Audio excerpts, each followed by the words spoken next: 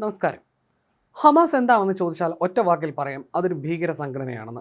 എന്നാൽ നമ്മുടെ കേരളത്തിലെ ഒരു വിഭാഗം ആളുകൾക്ക് അങ്ങനെ പറഞ്ഞാൽ അസ്വസ്ഥതയുണ്ടാകും. മാത്രമല്ല, അവർക്ക് ഹമാസ് പോരാളികളുടെ സംഘടനയാണ്. കേരളത്തിലെ ഒരു ജില്ലയോളം ഒതുങ്ങുന്ന നാലുപാടും അടച്ചിട്ട തുറന്ന ജയിൽ പോലെയുള്ള ഒരു പ്രദേശത്ത് നിന്ന് അവർക്ക് ഇസ്രയേൽ പോലെ ഒരു വൻ സൈനിക ശക്തിയെ നേരിടാൻ കഴിയുന്നുണ്ടെങ്കിൽ അത് മതം ചാലിച്ച വിഷത്തിന്റെ ആഗോള വ്യാപകമായി പ്രവഹിക്കുന്ന ധാരയിലൂടെയാണ്. ലോകമെമ്പാടും നിന്ന് ഒഴുകിയെത്തുന്ന പണമാണ് ഹമാസിനെ വളർത്തുന്നത്. ഗാസയിലെ പട്ടിണി കിടക്കുന്നു എന്ന് പറയുന്ന കുട്ടികൾക്ക് വേണ്ടി വരുന്ന ചാരിറ്റി പണം ഉപയോഗിച്ചാണ് ഹമാസ് തടിച്ചു കൊടുക്കുന്നത്. ഏതാനും ദിവസങ്ങൾക്ക് മുൻപ് ബ്രിട്ടനിൽ നിന്നും വന്ന ഒരു വാർത്ത ഞെട്ടിക്കുന്നതാണ്. ചാരിറ്റിയുടെ മറവിൽ പിരിച്ച പണം ഹമാസിന്റെ കൈകളിലേക്ക് എത്തുന്നുവെന്നായിരുന്നു ആ വാർത്ത.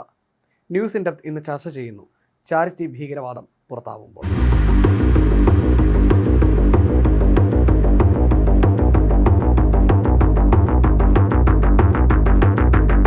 വാസ്തവത്തിൽ നമ്മൾ കണ്ടതും കേട്ടതും ഒന്നുമല്ല ഹറകത്തുൽ മുഖാവമത്തുൽ ഇസ്ലാമിയ എന്ന പൂർണ്ണ നാമധേയമുള്ള ഹമാസ്. പുറമേക്ക് കാണുന്നത് പോലെ 50,000-ഓളം സായുധ ഭടന്മാരുള്ള ഒരു സംഘടന മാത്രമല്ല അത്. ലോകമെമ്പാടും ഹമാസിന് വേരുകളുണ്ട്. മനുഷ്യാവകാശ പ്രവർത്തകന്റെ രൂപത്തിൽ, മാധ്യമ പ്രവർത്തകന്റെ രൂപത്തിൽ, UN ഡിപ്ലോമാറ്റായി വേഷം മാറി പല രൂപത്തിൽ പല ഭാവത്തിൽ ഹമാസ് വരും. അതുപോലെ കൃത്യമായ സാമ്പത്തിക വേരുകളുള്ള സംഘടന കൂടിയാണ് ഹമാസ്. ലോകമെമ്പാടും നിന്നും ഒഴുകിയെത്തുന്ന പണമാണ് അതിനെ വളർത്തുന്നത്. ഗാസയിലെ പട്ടിണി കിടക്കുന്നുവെന്ന് പറയുന്ന കുട്ടികൾക്ക് വേണ്ടി വരുന്ന ചാരിറ്റി പണം ഉപയോഗിച്ചാണ് ഹമാസ് തടിച്ചു കൊടുക്കുന്നതെന്ന് ഇസ്രായേൽ ആവർത്തിച്ച് പറഞ്ഞിട്ടും പലരും വിശ്വസിച്ചിരുന്നില്ല. ഇതിനിടയിലാണ് ബ്രിട്ടനിൽ നിന്ന് ആ ഞെട്ടിക്കുന്ന വാർത്ത പുറത്തു വരുന്നത്. ഗാസയിലേക്ക് വലിയ തോതിൽ സഹായം എത്തിക്കുന്ന ബ്രിട്ടനിലെ പ്രമുഖ ഇസ്ലാമിക് ചാരിറ്റി സംഘടനകളിലൊന്നായ പെനി അപ്പീലിന്റെ മുതിർന്ന ഉദ്യോഗസ്ഥർ തന്നെ തങ്ങൾ അയക്കുന്ന പണം ഹമാസിന്റെ കൈകളിലേക്ക് എത്തിയേക്കാമെന്ന് രഹസ്യമായി മുന്നറിയിപ്പ് നൽകിയിരുന്നതായി പ്രമുഖ ബ്രിട്ടീഷ് മാധ്യമമായ the Mail on Sunday report ചെയ്തു.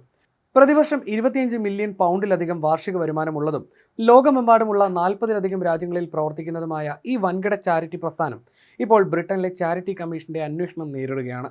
ആഗോളതലത്തിൽ വലിയ ദുരിതാശ്വാസ പ്രവർത്തനങ്ങൾ നടത്തിയിരുന്ന ഒരു പ്രസ്ഥാനം ഇപ്പോൾ ഭീകരവാദ ഫണ്ടിംഗ് ആരോപണത്തിൽ അന്വേഷണം നേരിടുന്നത് അന്താരാഷ്ട്ര ചാരിറ്റി മേഖലയിൽ വലിയ ചർച്ചകൾക്കും ആശങ്കകൾക്കും വഴി തുറന്നിരിക്കുകയാണ്. ഇത് ഒരൊറ്റപ്പെട്ട സംഭവമല്ല. ഇതാണ് ശരിക്കും ഹമാസിന്റെ സാമ്പത്തിക നാഡി. ലോകമെമ്പാടുമുള്ള മനുഷ്യസ്നേഹികൾ ഗാസയിലേക്ക് നൽകുന്ന പണം ഭീകരവാദത്തിനാണ് പോകുന്നത് എന്നതാണ് ഞെട്ടിക്കുന്ന സത്യം.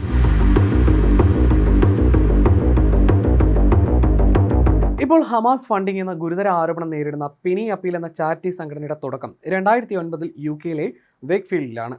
ഏഷ്യ, മിഡിൽ ഈസ്റ്റ്, ആഫ്രിക്കൻ രാജ്യങ്ങളിൽ ഈ സംഘടന ദാരിദ്ര്യ നിർമ്മാർജ്ജന പ്രവർത്തനം നടത്തുന്നുണ്ട്. കുടിവെള്ളം, ഭക്ഷ്യസുരക്ഷ, അനാഥ സംരക്ഷണം, അടിയന്തര വൈദ്യസഹായം എന്നിവയും സംഘടന നൽകുന്നതായി പറയുന്നു. ഇതിനിടയിലാണ് ഇവരുടെ ചാരിറ്റി പണത്തിന്റെ ഒരു ഭാഗം ഹമാസിനായിട്ട് പോകുന്നു എന്ന വാർത്തകൾ പുറത്തു വരുന്നത്. ആരോപണങ്ങൾ ശക്തമായതിനെ തുടർന്ന് ഈ വർഷം ആദ്യം ബ്രിട്ടീഷ് അന്വേഷണ ഉദ്യോഗസ്ഥർ പെനി അപ്പീലിന്റെ വേക്ക്ഫീൽഡിലുള്ള ആസ്ഥാന ഓഫീസിൽ മിന്നൽ പരിശോധനകൾ നടത്തുകയും സുപ്രധാന രേഖകൾ പിടിച്ചെടുക്കുകയും ചെയ്തിരുന്നു. ഇസ്രായേൽ ഹമാസ് യുദ്ധത്തിന് പിന്നാലെ ഗാസയിൽ ദുരിതാശ്വാസ പ്രവർത്തനങ്ങൾ നടത്തുന്നതിനായി പ്രോഗ്രാം ഫോർ NGOs എന്ന ബ്രിട്ടീഷ് ഏജൻസിക്ക് പെനി അപ്പീൽ 3,50,000 പൗണ്ടിലധികം കൈമാറിയിരുന്നു. ഈ തുക ഉപയോഗിച്ച് ഈജിപ്ത് അതിർത്തിയിലെ റഫ വഴി ഭക്ഷണവും മറ്റ് അവശ്യ സാധനങ്ങളും അടങ്ങിയ 25 ട്രക്കുകൾ ഗാസയിലേക്ക് അയച്ചു എന്നാണ് ഔദ്യോഗിക വിവരം. എന്നാൽ ഗാസയിലേക്ക് അയച്ച പണവും സാമഗ്രികളും അവിടെ എങ്ങനെയാണ് വിതരണം ചെയ്തത് എന്നതിനെക്കുറിച്ചുള്ള കൃത്യമായ വിവരങ്ങളോ ഗുണഭോക്താക്കളുടെ കൃത്യമായ പട്ടികയോ സമർപ്പിക്കാൻ വിതരണ ഏജൻസി തയ്യാറായില്ല.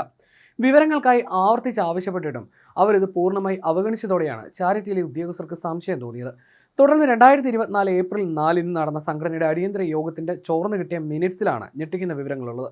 സഹായ വിതരണത്തിന്റെ പങ്കാളികളായ ഗാസയിലെ പ്രാദേശിക ഗ്രൂപ്പുകൾ അവിടെയുള്ള തീവ്രവാദ പ്രവർത്തനങ്ങളുടെ മറയാകാൻ വലിയ സാധ്യതയുണ്ടെന്നും ബ്രിട്ടനിലെ ജനങ്ങൾ നൽകിയ സഹായം നേരിട്ട് ഹമാസിന്റെ കൈകളിൽ എത്തിപ്പെട്ടിരിക്കാമെന്നും ഉദ്യോഗസ്ഥർ ഈ യോഗത്തിൽ കടുത്ത ആശങ്ക പങ്കുവച്ചിരുന്നു. ആവശ്യമായ മുൻകരുതൽ പരിശോധനകൾ നടത്താതെയാണ് ഈ ഫണ്ട് കൈമാറിയതെന്ന് ചൂണ്ടിക്കാട്ടി സംഘടനയിലെ ചില ജീവനക്കാർ തന്നെ പിന്നീട് ചാരിറ്റി കമ്മീഷനെ നേരിട്ട് വിവരമറിയിക്കുകയായിരുന്നു. പണവും സാധനങ്ങളും ഗാസ അതിർത്തി കടന്നു കഴിഞ്ഞാൽ പിന്നെ അതിനെന്ത് സംഭവിക്കുന്നു എന്നത് തങ്ങളുടെ ഉത്തരവാദിത്തമല്ല എന്നാണ് പ്രോഗ്രാം ഫോർ NGOs അധികൃതർ വ്യക്തമാക്കിയത്. ദി മെയിൽ ഓൺ സൺഡേ പരിശോധിച്ച സുപ്രധാന രേഖകളിൽ ബ്രിട്ടനിലെ ജനങ്ങളിൽ നിന്ന് സംഭാവനയായി ലഭിച്ച തുകയിൽ വലിയൊരു പങ്ക് വടക്കൻ ഗാസയ്ക്കുള്ളിൽ തികച്ചും ദുരൂഹമായ സാഹചര്യത്തിൽ ചെലവഴിച്ചതായി കണ്ടെത്തിയിട്ടുണ്ട്. വടക്കൻ ഗാസയിൽ മീഡിയ സേവനങ്ങൾ ഉൾപ്പെടെയുള്ള കാര്യങ്ങൾക്കായി ആയിരക്കണക്കിന് പൗണ്ട് ചെലവിട്ടതായിട്ടാണ് രസീതുകൾ വ്യക്തമാക്കുന്നത്. ഗാസയിലുടനീളം ഹമാസ് ഭരണ സംവിധാനവും അതിലെ അംഗങ്ങളും വ്യാപിച്ചു കിടക്കുന്നതിനാൽ ഈ മീഡിയ സേവനങ്ങളുടെ മറവിൽ ബ്രിട്ടനിൽ നിന്നുള്ള സംഭാവനകൾ നേരിട്ട് ഹമാസുമായി ബന്ധമുള്ള സംഘടനകളുടെ കൈകളിലേക്ക് തന്നെയാണ് എത്തിപ്പെട്ടിട്ടുള്ളത് എന്ന ആശങ്കയ്ക്ക് ഇത് അടിവരയിടുന്നു. സംഘടനയുടെ സ്ഥാപകനും ബ്രിട്ടീഷ് ഏഷ്യൻ കോടീശ്വരനുമായ അദീം യൂനിസ് 2019 തന്നെ ട്രസ്റ്റിമാരുടെ തലപ്പത്ത് നിന്ന് ഒഴിഞ്ഞിരുന്നു. ഒരു ഇസ്ലാമിക് ബ്രോഡ്കാസ്റ്ററുമായി ഈ ചാരിറ്റി ഒപ്പിട്ട കരാർ വഴി അദ്ദേഹത്തിന് വ്യക്തിപരമായ സാമ്പത്തിക താൽപ്പര്യങ്ങൾ ഉണ്ടായിരുന്നതായി ചാരിറ്റി കമ്മീഷൻ മുൻപ് കണ്ടെത്തുകയുണ്ടായി. അതേസമയം പെനി അപ്പീലിന്റെ പണം ഗാസയ്ക്കുള്ളിലെ ഭീകര സംഘടനകളുടെ കൈകളിൽ എത്തിപ്പെട്ടിരിക്കാം എന്ന ആരോപണങ്ങൾ പ്രോഗ്രാം ഫോർ എൻജിഒസ് ഡയറക്ടറായ അഹമ്മദ് ഇബ്രാഹിം പൂർണ്ണമായി തള്ളുകയാണ്. താൻ പെനി അപ്പീലിന് ആവശ്യമായ വിവരങ്ങൾ കൈമാറിയിരുന്നുവെന്നും സംഘടനയുടെ മേധാവികൾ ഈജിപ്തിലെ കെയ്റോയിലുള്ള തങ്ങളുടെ കമ്പനിയുടെ വെയർഹൌസുകൾ നേരിട്ട് സന്ദർശിച്ചിരുന്നുവെന്നും അദ്ദേഹം കൂട്ടിച്ചേർത്തു. കൃത്യമായ പരിശോധനകൾക്ക് ശേഷമാണ് ഫണ്ട് നൽകിയതെന്നും 2024 ജൂണിൽ ഇതിന്റെ കൃത്യമായ ഓഡിറ്റ് റിപ്പോർട്ടുകളും രസീതുകളും ലഭിച്ചിട്ടുണ്ടെന്നും പെനി അപ്പീൽ ഔദ്യോഗിക പ്രസ്താവനയിലൂടെ പറയുന്നു. തങ്ങളുടെ പണം കൃത്യമായ മാനുഷിക കാര്യങ്ങൾക്കാണ് ഉപയോഗിച്ചതെന്ന് ഉറപ്പുണ്ടെന്നും അവർ വ്യക്തമാക്കി. എന്നാൽ പെനി അപ്പീലിനെതിരെയുള്ള തങ്ങളുടെ റെഗുലേറ്ററി കംപ്ലയിൻറ്റ്സ് അന്വേഷണം ശക്തമായി തുടരുകയാണെന്ന് ചാരിറ്റി കമ്മീഷൻ സ്ഥിരീകരിച്ചു.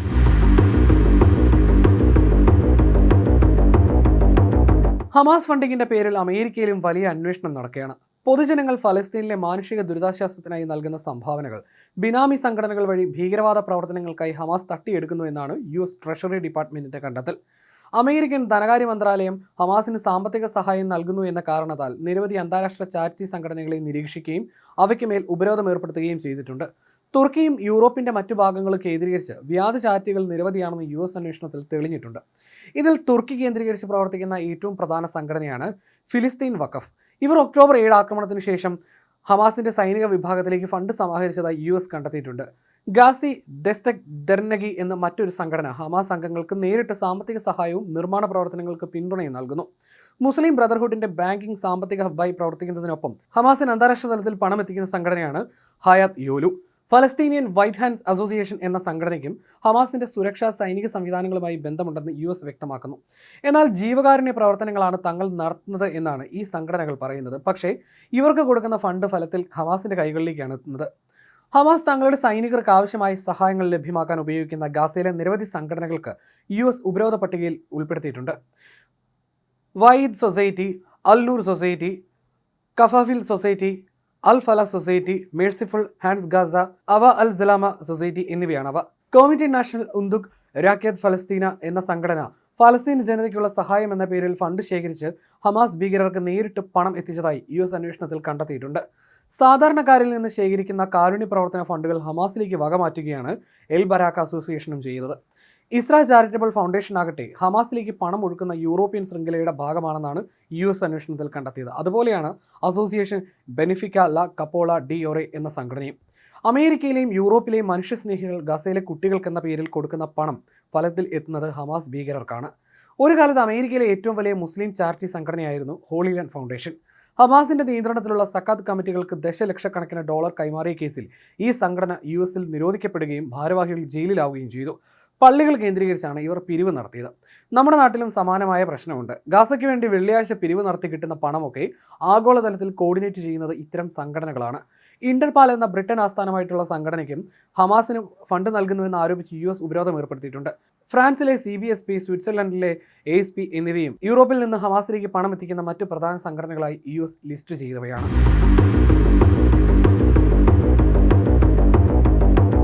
ഹമാസിന് ഏറ്റവും കൂടുതൽ പണം കിട്ടുന്നത് ഖത്തർ വഴിയാണെന്നാണ് പറയുന്നത്. ഖത്തറിൽ നിന്ന് ഔദ്യോഗികമായും അല്ലാതെയും ഹമാസിലേക്ക് ദശലക്ഷക്കണക്കിന് ഡോളർ പണമായി എത്തിയിട്ടുണ്ട്. അമേരിക്കയും ഇസ്രയേലും ഖത്തറിലെ പല ചാരിറ്റി ശൃംഖലകളെയും ലിസ്റ്റ് ചെയ്തിട്ടുണ്ട്. യൂണിയൻ ഓഫ് ഗുഡ് എന്ന സംഘടനയാണ് ഖത്തറിലെ ഏറ്റവും വലിയ ചാരിറ്റി സംഘടന. ഹമാസിന് ഫണ്ട് സമാഹരിക്കാൻ രൂപീകരിച്ചതെന്ന് പരസ്യമായി പറയുന്ന അന്താരാഷ്ട്ര ഇസ്ലാമിക് ചാരിറ്റികളുടെ കൂട്ടായ്മയാണിത്. ഈ ശൃംഖലയെ അമേരിക്ക ആഗോള ഭീകരവാദ സംഘടനകളുടെ പട്ടികയിൽ ഉൾപ്പെടുത്തിയിട്ടുണ്ട്.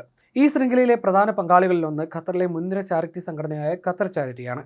ഈ സംഘടനയെ ഇസ്രയേലും അമേരിക്കയും 2008-ൽ നിരോധിച്ചു. ഹമാസിനും ഫലസ്തീനിയൻ ഇസ്ലാമിക് ജിഹാദിനും ഫണ്ടെത്തിക്കാൻ ഖത്തർ ചാരിറ്റി ബാങ്കുകളെ ദുരുപയോഗം ചെയ്തു എന്ന് കാണിച്ച് US-ൽ ഇരകളുടെ കുടുംബങ്ങൾ സിവിൽ കേസുകൾ ഫയൽ ചെയ്തിട്ടുണ്ട്. എന്നാൽ തങ്ങൾ അന്താരാഷ്ട്ര നിയമങ്ങൾ പാലിച്ചാണ് പ്രവർത്തിക്കുന്നതെന്നും US-ലെ കേസുകൾ തള്ളപ്പെട്ടതായിട്ടാണ് ഖത്തർ ചാരിറ്റി ഔദ്യോഗികമായി വ്യക്തമാക്കിയത്. ഖത്തർ സർക്കാർ ഔദ്യോഗികമായി ഗാസയിലേക്ക് പണം നൽകിയിട്ടുണ്ട്. എന്നാൽ ഈ പണമിടപാടിന് പിന്നിൽ സങ്കീർണമായ ചില രാഷ്ട്രീയ യാഥാർത്ഥ്യങ്ങളുണ്ട്. ഇസ്രയേലിന്റെ അനുമതിയോടെയാണ് ഈ ഫണ്ടിംഗ്. 2018 മുതൽ 2023 ഒക്ടോബർ 7 ആക്രമണം വരെ പ്രതിമാസം $30 ദശലക്ഷം വീതം ഖത്തർ ഔദ്യോഗികമായി ഗാസയിലേക്ക് അയച്ചിരുന്നു. ഇത് ഇസ്രായേൽ പ്രധാനമന്ത്രി ബെഞ്ചമിൻ നെതന്യാഹുവിന്റെയും US സർക്കാരിന്റെയും പൂർണ്ണമായ അനുമതിയോടെയാണ് ചെയ്തിരുന്നത്. ഗാസയിലെ മാനുഷിക പ്രതിസന്ധി ഒഴിവാക്കാനും സിവിൽ സർവന്മാരുടെ ശമ്പളം നൽകാനുമാണ് ഈ പണം ഉപയോഗിച്ചിരുന്നത്. തുടക്കകാലത്ത് ഇസ്രായേൽ ഉദ്യോഗസ്ഥരുടെ അകമ്പടിയോടെ സ്യൂട്ട് കേസുകളിലാക്കിയാണ് കോടിക്കണക്കിന് ഡോളർ ഗാസ അതിർത്തി കടത്തി ഗാസൻ ഭരണകൂടത്തിന് കൈമാറിയിരുന്നത്. പിന്നീട് ഇത് യുഎന്നിന്റെ മേൽനോട്ടത്തിൽ ബാങ്ക് വഴിയാക്കി മാറ്റി. ഖത്തറിന്റെ സഹായം കേവലം മാനുഷിക ആവശ്യങ്ങൾക്ക് മാത്രമാണെന്ന് ഖത്തർ സർക്കാർ അവകാശപ്പെടുന്നുണ്ടെങ്കിലും ഒക്ടോബർ 7 ആക്രമണത്തിന് ശേഷം ഇസ്രായേൽ സുരക്ഷാ ഏജൻസികൾ നടത്തിയ പരിശോധനകളിൽ ഈ ഔദ്യോഗിക പണത്തിന്റെ ഒരു പങ്ക് ഹമാസ് തങ്ങളുടെ സൈനിക ആവശ്യങ്ങൾക്കായി വകമാറ്റി ഉപയോഗിച്ചതായി കണ്ടെത്തിയിട്ടുണ്ട്. ഹമാസ് നേതാവ് യഹ്യ സിൻവറും ഖത്തർ അമീറും തമ്മിൽ സൈനിക ആവശ്യങ്ങൾക്കായി രഹസ്യ ധനസഹായ ചർച്ചകൾ നടത്തിയെന്ന രേഖകൾ ഗാസയിൽ നിന്ന് കണ്ടെടുത്തതായി ഇസ്രായേൽ സൈന്യം ആരോപിച്ചിരുന്നു.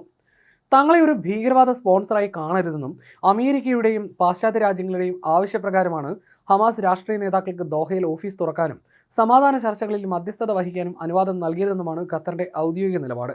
പക്ഷേ ഒരു കാര്യം വ്യക്തമാണ്, ഹമാസിന്റെ നട്ടല് എന്ന് പറയുന്നത് ഖത്തർ തന്നെയാണ്. ഒക്ടോബർ 7 ആക്രമണത്തിന് ശേഷം US ട്രഷറി ഡിപ്പാർട്ട്മെന്റ് കർശന നടപടിയെടുത്തതോടെ ഖത്തറിൽ നിന്നുള്ള പണത്തിന്റെ വരവ് ഗണ്യമായി കുറഞ്ഞിരിക്കുകയാണ്. ഹമാസിനെ സാമ്പത്തിക പ്രതിസന്ധിയിലാക്കിയതും ഈ ഖത്തർ ഹവാല നിലച്ചതാണ്.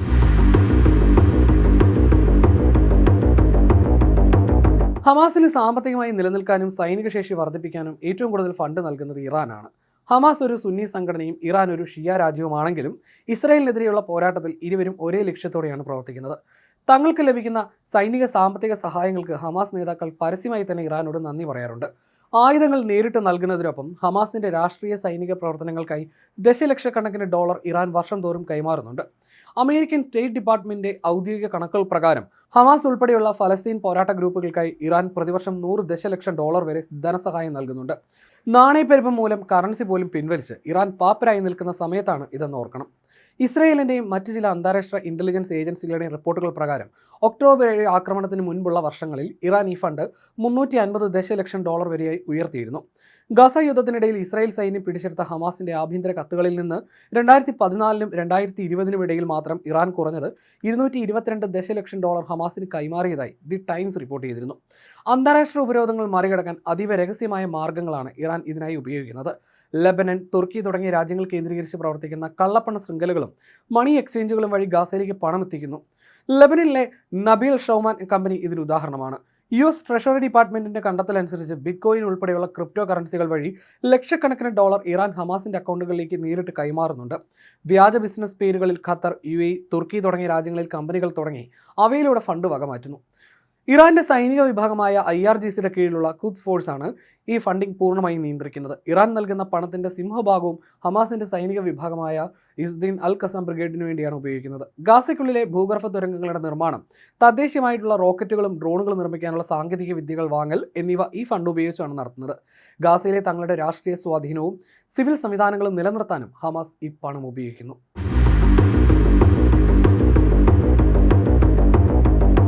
ഫലസ്തീനികളെ കൊണ്ട് മാത്രം തട്ടിച്ചു കൊടുക്കുന്നവരാണ് ഹമാസ് നേതാക്കൾ. ഗാസയിലെ ജനം പട്ടിണി ഇറക്കുമ്പോഴും ഹമാസ് നേതാക്കൾ കോടീശ്വരന്മാരാവുകയാണ്. ഹമാസിന്റെ സമ്പത്ത് ഈ വിഷമസന്ധിയിലും 8 മില്യൺ USD വരും എന്നാണ് കണക്ക്. അവശേഷിക്കുന്ന പ്രധാന നേതാക്കളുടെ ആർജിത സ്വത്ത് അതിന്റെ 4 ഇരട്ടിയോളം വരുമെന്നും കണക്കാക്കപ്പെടുന്നു. അതായത് കേരളത്തിലെ ഒരു ജില്ലയുടെ വലിപ്പം പോലും ഇല്ലാത്ത ഗാസയുടെ അതിജീവനത്തിനായി ഒരു ബഡ്ജറ്റ് തയ്യാറാക്കിയാൽ എവിടെ നിന്നും കടമെടുക്കാതെ തന്നെ കേരളത്തെക്കാൾ വലിയ ബജറ്റ് ഉണ്ടാക്കാം. കേരളത്തിന്റെ ബഡ്ജറ്റ് 1 ദശലക്ഷം ഡോളറേ വരൂ. ഹമാസിന് ലോകവ്യാപകമായി വരുന്ന ഫണ്ട് അടിച്ചുമാറ്റി ഖത്തറിലും മറ്റും പഞ്ചനക്ഷത്ര ജീവിതം നയിച്ചവരായിരുന്നു ഹമാസിന്റെ മുൻ നേതാക്കൾ. അവർ ഓരോരുത്തരും കോടീശ്വരന്മാരാണ്. അവരുടെ മക്കൾ ഗൾഫ് രാജ്യങ്ങളിൽ ആഡംബര ജീവിതം നയിക്കുമ്പോൾ ഗാസയിലെ കുട്ടികൾക്ക് ഭക്ഷണം കൊടുക്കുന്നത് UN-ഉം ഇസ്രായേലും തന്നെയാണ്. എന്നാൽ വൻ തുകകൾ അടിച്ചു മാറ്റിയതുപോലെ പാവങ്ങൾക്കുള്ള ഭക്ഷണച്ചട്ടയിൽ പോലും ഹമാസ് കൈയിട്ട് വാരിയിട്ടുണ്ട്. ഗാസയിലേക്കുള്ള ഭക്ഷണ ട്രക്കുകൾ കൊള്ളയടിച്ച് ഹമാസ് മറിച്ചു വിൽക്കാറുണ്ട്. കുട്ടികൾക്കുള്ള പോഷക വസ്തുക്കൾ വരെ ട്രക്കുകൾ തട്ടിയെടുത്ത് സാധനങ്ങൾ വില കൂട്ടി വിൽക്കുകയാണ് ഹമാസിന്റെ രീതി. ഗാസയിലെ 7 ട്രക്കുകളിൽ നിന്ന് ഫലസ്തീനികൾക്കുള്ള ഭക്ഷ്യവസ്തുക്കൾ, വസ്ത്രം, മൊബൈൽ ഫോണുകൾ, എന്തിന് സിഗരറ്റ് പാക്കറ്റുകൾ വരെ തട്ടിയെടുത്ത് കരിഞ്ചന്തയിൽ വിൽക്കുക എന്നതായിരുന്നു ഹമാസ് ചെയ്തു വന്നത്. യുദ്ധമില്ലാത്ത സമയങ്ങളിൽ ഫലസ്തീനികൾക്ക് UN നൽകിയിരുന്ന പർച്ചേസ് കൂപ്പണുകളിലെ പണവും ഒഴുകുന്നത് ഹമാസിന്റെ പോക്കറ്റിലേക്കാണ്. വോളണ്ടിയേഴ്സ് എന്ന നിലയിൽ നല്ല ശമ്പളം പറ്റി പ്രവർത്തിക്കുന്നതും ഹമാസ് ഭീകരർ തന്നെയാണ്. ഇപ്പോൾ പ്രശ്നബാധിത മേഖലകളിലെ കമ്മ്യൂണിറ്റി കിച്ചണുകളുടെ നിയന്ത്രണവും UN ഏജൻസികൾക്കും അതുവഴി ഹമാസിന് തന്നെ. അതായത് ഭക്ഷണവും മറ്റ് അടിസ്ഥാന സൗകര്യവും ഇല്ലാത്തത് കൊണ്ടല്ല ഗാസക്കാർ പട്ടിണി കിടക്കുന്നത്. ഹമാസ് അത് അടിച്ചുമാറ്റി സ്വന്തം കീശ വീർപ്പിക്കുന്നതും ഉൽപ്പന്നങ്ങൾ കരിഞ്ചന്തയിൽ വിൽക്കുന്നതും കൊണ്ടാണ്. യൂറോപ്യൻ യൂണിയൻ ഗാസയിലെ കുട്ടികൾക്ക് കുടിവെള്ളത്തിന് 100 മില്യൺ യൂറോയുടെ പൈപ്പുകൾ കൊടുത്തിരുന്നു. ഹമാസ് അത് കുഴിച്ചെടുത്ത് ജൂതന്റെ നേരെ റോക്കറ്റ് വിടാൻ ഉപയോഗിച്ചു. കുട്ടികളെ ചാവേറാക്കുന്നവരുടെ കുടുംബത്തിന് പെൻഷൻ കൊടുത്തു. ഇങ്ങനെ ഗാസയുടെ ശാപമായത് ശരിക്കും ഹമാസ് തന്നെയാണ്. എന്നിട്ടും കള്ളി വെളിച്ചത്തായിട്ടും ഹമാസിനെ പാലൂട്ടി വളർത്തുകയാണ് നമ്മുടെ മാധ്യമങ്ങളടക്കം ചെയ്യുന്നത്. ഇപ്പോൾ വെടിനിർത്തൽ വരികയും ഇസ്രായേൽ സൈന്യം പിന്മാറുകയും ചെയ്തതോടെ ഗാസയിൽ വീണ്ടും ഹമാസിന്റെ ഭരണമാണ്. ഇതോടെ പാവം ഗാസക്കാരുടെ അവസ്ഥ എന്താവുമെന്ന് ഇനി കണ്ടറിയണം.